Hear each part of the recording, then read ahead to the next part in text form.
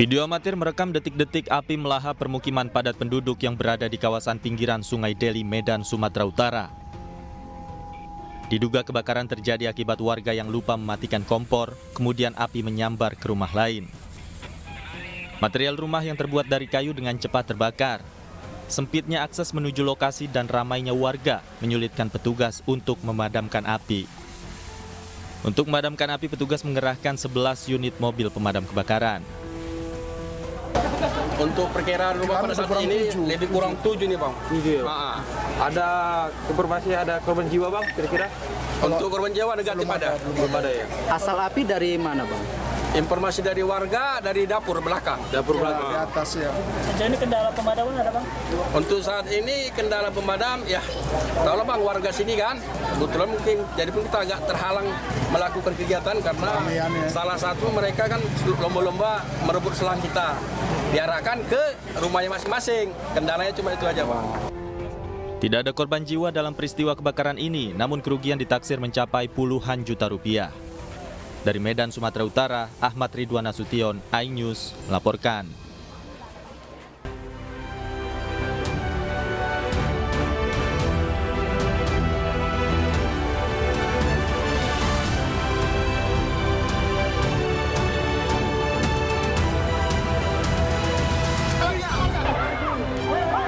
Demonstran buruh bentrok dengan petugas kepolisian saat long march ke Patung Kuda, Jakarta Pusat.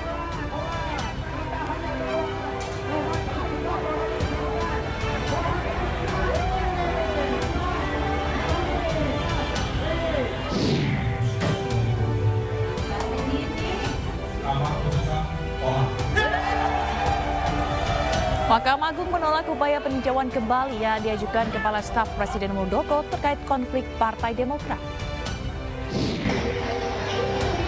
Presiden Joko Widodo hari ini mencoba naik LRT Jabodebek bersama para artis dan influencer.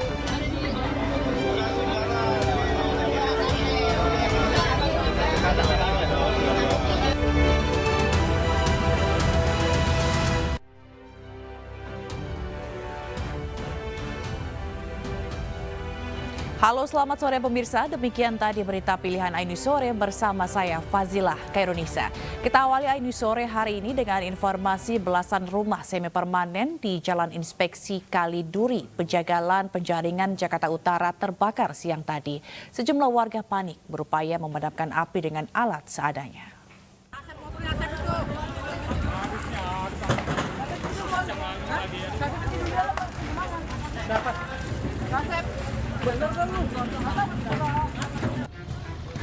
Beginilah kobaran api dengan cepat membesar, membakar belasan rumah di kawasan padat penduduk di Jalan Inspeksi Kaliduri, Pejagalan, Penjaringan, Jakarta Utara pada Kamis siang tadi.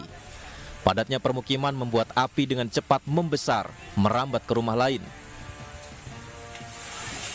Di atasnya Pak, di atasnya Pak, di atasnya, di atasnya Pak.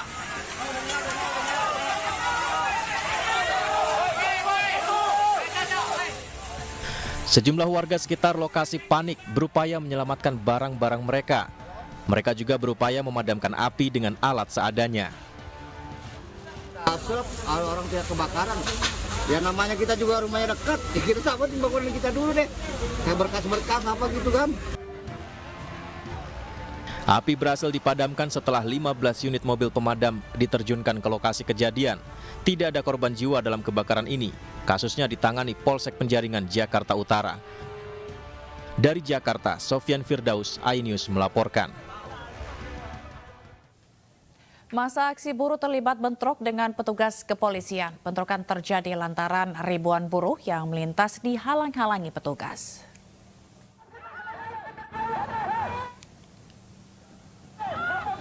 Kericuhan ribuan buruh dan petugas kepolisian ini tak terhindarkan saat iring-iringan buruh yang melintasi Jalan Tomang Raya, Ledjen S. Parman, Jakarta Barat menuju Istana Negara dihalangi petugas yang tadi. Massa buruh dan polisi yang bersih tegang terlibat aksi saling dorong dan nyaris terjadi baku hantam. Jumlah massa yang jauh lebih banyak tak sebanding dengan jumlah petugas. Hal itu membuat aparat kepolisian kewalahan. Masa aksi buruh pun akhirnya berhasil menerobos jalan menuju ke Istana Negara. Setidaknya sebanyak 20.000 buruh dari berbagai aliansi turun ke jalan untuk menyuarakan aspirasi mereka kepada Presiden Joko Widodo. Masa menuntut pemerintah untuk mencabut Omnibus Law yang dinilai merugikan masyarakat, khususnya kaum buruh.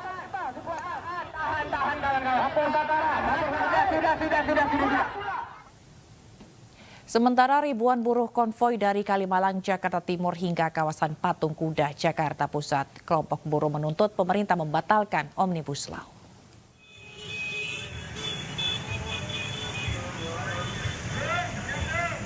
Long March dilakukan ratusan buruh dari berbagai aliansi menggunakan sepeda motor dan mobil komando. Aksi Long March ini dikawal sejumlah anggota kepolisian dan Satpol PP agar tidak mengganggu pengendara lain. Ratusan buruh dari berbagai aliansi ini rencananya akan menuju ke depan Patung Kuda Jakarta Pusat. Mereka menuntut agar pemerintah mencabut Undang-Undang Omnibus Law yang dinilai sangat merugikan para pekerja. Diperkirakan masa aksi yang hadir dalam aksi ini mencapai 15.000 orang dari berbagai wilayah di Pulau Jawa, mulai dari Jawa Barat, Jawa Tengah, hingga Jawa Timur. Dan itu kita sudah bolak-balik aksi ya, cabut, tolak Undang Cipta Kerja, dikasih P2SK yang reformasi keuangan tuh kan. Terus yang terakhir ini Omnibus Law kesehatan. Intinya semuanya itu bukan memperbaiki keadaan pekerja buruh, itu mereduksi, ngurangin. Nah, apa saja yang kurang itu? Dari formula makan yang namanya upah minimum itu dikurangi. Kemudian pesangon, itu banyak yang nggak tahu nih pekerja buruh nih, pesangon itu disaniring sampai 35%. Dari mana hitungannya? Untuk mengamankan jalannya demonstrasi, sebanyak 6.612 personil gabungan dikerahkan. Selain itu, rekayasa lalu lintas juga dilakukan, khususnya dari Jalan Medan Merdeka Barat ke arah Istana Negara. Dari Jakarta, tim liputan iNews melaporkan. Dan untuk mengetahui suasana terkini demo buruh, sudah ada rekan kami Ismalia yang saat ini berada di kawasan Patung Kuda. Selamat sore Ismalia, bagaimana kondisi unjuk rasa di sana saat ini? Ya, selamat sore Zila dan juga pemirsa. Memang benar sejumlah elemen masyarakat atau sejumlah elemen maksud kami sejumlah buruh yang tergabung dalam Aliansi Aksi Sejuta Buruh atau AASB menggelar aksi unjuk rasa atau demonstrasi pada hari ini Kamis 10 Agustus 2023. Dan saat ini kami berada di kawasan Patung Kuda yang merupakan titik utama dari para pendemo atau menggelar aksi unjuk rasa demo pada hari ini. Dan dari pantauan kami memang sejak pukul 12 siang tadi kawasan Patung Kuda sudah dipadati oleh ribuan pendemo dari berbagai wilayah atau kawasan dari berbagai pulau Jawa. Dan bisa dilihat di belakang kami ini sejumlah pendemo ini masih terus menyuarakan orasi-orasinya dari atas mobil komando untuk menyuarakan tuntutannya. Dan beberapa tuntutan yang disuarakan yakni tuntutan untuk mencabut Omnibus Law, Undang-Undang Nomor 6 Tahun 2023 tentang Cipta Kerja beserta PP tuntutannya. Yang kedua, tuntutan untuk mencabut seluruh kebijakan dan peraturan perundang-undangan yang bertentangan dengan konstitusi, yakni UU Minerba, KUHP, UU Cipta Kerja beserta peraturan pelaksananya, UU IKN, UU Pertanian, RUU Sisdiknas, dan revisi UU ITE. Yang ketiga yakni tuntutan untuk mencabut Permenaker nomor 5 tahun 2023 tentang penyesuaian waktu kerja dan pengupahan pada perusahaan industri padat karya tertentu berorientasi ekspor yang berdampak perubahan ekonomi global. Yang keempat, menolak bank tanah, hentikan liberalisasi agraria dan perampasan tanah. Yang kelima yakni tuntutan untuk menghentikan pembungkaman ruang demokrasi di lingkungan akademik. Dan Zila dan juga pemirsa, memang benar ada sekitar 6.612 personil gabungan yang diturunkan untuk mengamankan aksi demo buruh ini. Dan selain pengamanan, di Lantas Polda Metro Jaya juga telah menyiapkan rekayasa lalu lintas, dan rekayasa lalu lintas yang disiapkan yakni beberapa di antaranya arus lalu lintas dari arah HI menuju Jalan Merdeka Barat dialihkan ke Jalan Budi Kemuliaan atau Jalan Merdeka Selatan. Yang kedua, arus lalu lintas dari arah Tugu Tani menuju Jalan Merdeka Utara dialihkan ke Jalan Perwira. Yang ketiga, arus lalu lintas dari Jalan Hayam Wuruk menuju Jalan Majapahit atau Jalan Merdeka Utara dialihkan ke Jalan Juanda atau ke Jalan Suryo Pranoto. Dan juga pemirsa, berdasarkan informasi yang kami terima, memang aksi demo ini akan berlangsung hingga pukul 6 sore nanti. Dan saat ini untuk aksi demo buruh di kawasan Tugu Tani ini masih berjalan dengan kondusif. Sementara itu kembali ke studio, Zila. Untuk para warga atau masyarakat yang ingin melalui jalur-jalur tersebut. Terima kasih Ismalia atas laporan Anda langsung dari kawasan Patung Kuda Jakarta. Selamat bertugas kembali. Pemirsa, Mahkamah Agung menolak upaya peninjauan kembali yang diajukan kepada Kepala Staf Presiden Muldoko terkait konflik Partai Demokrat. Sejumlah petinggi Partai Demokrat pun merayakannya karena sekaligus bertepatan dengan ulang tahun AHY. Status perkara telah diputus sedang dalam proses pilotasi oleh majelis. Tanggal putus Kamis 10 Agustus 2023. Amar putusan tolak. Inilah euforia para petinggi Partai Demokrat setelah mendapat kabar peninjauan kembali Muldoko terkait kepengurusan DPP Partai Demokrat ditolak Mahkamah Agung. Perkara pengadilan tingkat 1 yang kemudian diajukan PK oleh Muldoko bernomor 150-2021-PTUNJKT dengan anggota majelis adalah Ketua Majelis Yusran dan anggota Majelis Luli Tricahyaningrum dan Cerah Bangun. Sementara itu Mahkamah Agung menyatakan alasan menolak PK yang diajukan oleh Muldoko karena novum atau bukti baru tidak cukup untuk mengabulkan permohonan PK-nya. Bahwa novum yang diajukan para pemohon peninjauan kembali tidak bersifat menentukan sehingga tidak bisa menggugurkan pertimbangan hukum dari putusan kasasi. Pendapat tersebut berakhir dengan amar. Amarnya 1, menolak permohonan peninjauan kembali dari para pemohon peninjauan kembali.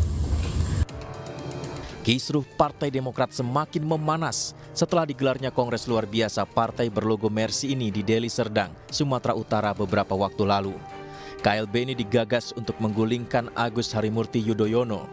Para peserta KLB mengaku kecewa atas kepemimpinan putra Presiden ke-6 Republik Indonesia Susilo Bambang Yudhoyono ini.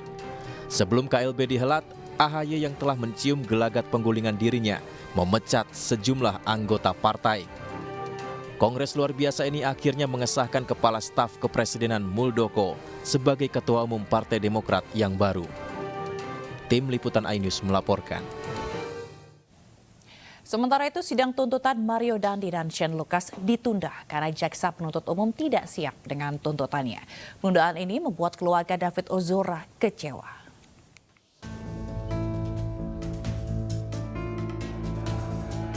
Mario Dandi dan Shane Lucas, 2 terdakwa dalam kasus penganiayaan David Ozora, kembali hadir dalam persidangan di Pengadilan Negeri Jakarta Selatan hari ini. Keduanya melanjutkan sidang tuntutan yang dipimpin oleh Hakim Ketua Alimin Ribut. Namun persidangan belum bisa dilanjutkan. Hal ini disebabkan jaksa penuntut umum masih melakukan penyempurnaan berkas dan belum melengkapi tuntutan. Karena ketidaksiapan jaksa penuntut umum, Hakim akhirnya memutuskan sidang ditunda. Menanggapi hal ini, ayah David Ozora, Jonathan Latumahina, yang juga hadir mengungkapkan kekecewaannya. Ya kecewa ya. Beberapa menit lalu ketika ditanya sama teman-teman wartawan bagaimana, ya kita optimis. Karena sudah terlalu lama juga seperti tadi disampaikan Melisa. 6 bulan. Dan kemarin kita tahu bahwa hari ini tuntutan itu juga diperkuat, ada TikTok itu ya dari Humas. Dari Humas bahwa hari ini sidang tuntutan, tetapi ternyata jaksanya belum siap.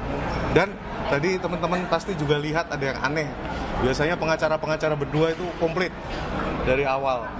Seperti udah tahu ya? Hari ini nggak datang. Seperti udah tahu gitu. Ya ini sih pikiran buruk aja ya. Tapi ya beginilah hukum di negeri ini yang kalau nggak dikawal ya tahu sendiri. Yang kemarin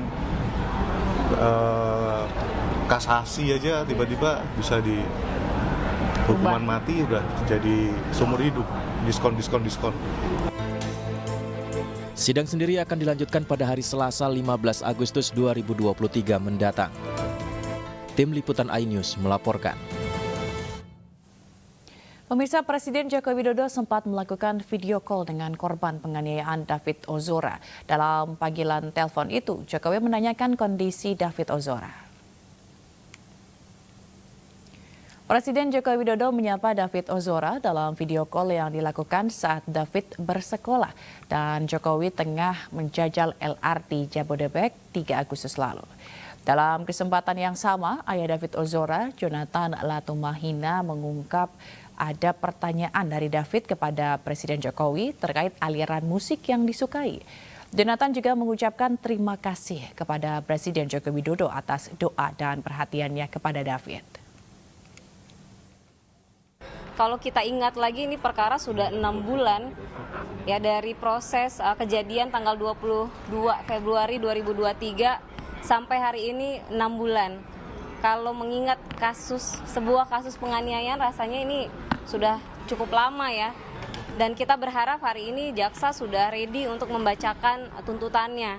Tetapi ternyata ditunda lagi, kita tidak tahu terkait ketidaksiapan apa jaksa sehingga diundur lagi. Mudah-mudahan segera diberikan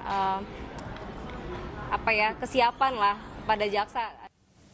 Persidangan perkara dugaan korupsi BTS 4G Baktikominfo kembali digelar di Pengadilan Negeri Jakarta Pusat.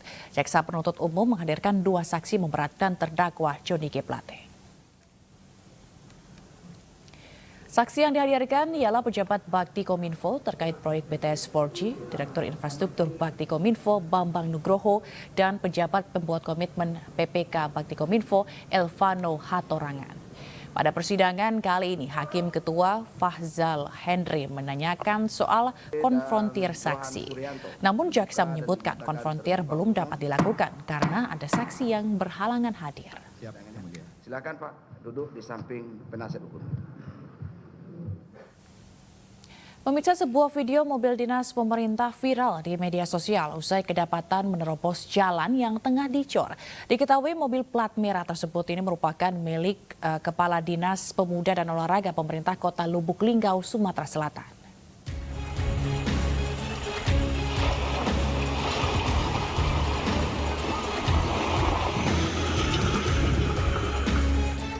Video berdurasi 56 detik yang berisi mobil SUV warna hitam berplat merah dengan nomor polisi BG44HZ viral di media sosial usai kedapatan menerobos jalan yang tengah dicor. Tengok bos, hancur bos, makso. Akibatnya kondisi jalan yang baru dicor kembali rusak. Kejadian itu terjadi di Jalan Desa Es Kertosari, Kabupaten Musirawas, Sumatera Selatan. Menurut informasi, mobil merupakan milik Kepala Dinas Pemuda dan Olahraga Pemerintah Kota Lubuk Linggau. Sebelumnya para pekerja proyek mengaku sudah melarang mobil untuk melintas, namun sopir mengancam akan menghubungi Bupati Musirawas jika tidak diizinkan lewat. Apa yang kita orang yang di sini melarang semuanya. Apa yang kata pengemudi ucapkan, Pak? Pengemudi ngomong katanya kapan ndak di sini lewat, nak telepon Bu Ratna. Oh, Bu Ratna itu siapa Pak? Bupati ya. Para pekerja proyek akhirnya kembali merapikan coran jalan yang rusak. Sementara itu hingga kini belum ada keterangan dari pihak Kadispora Pemkot Lubuk Linggau terkait kejadian tersebut. Dari Musirawas, Sumatera Selatan, Faizal Agustiawan, iNews melaporkan. Tengok bos, hancur bos.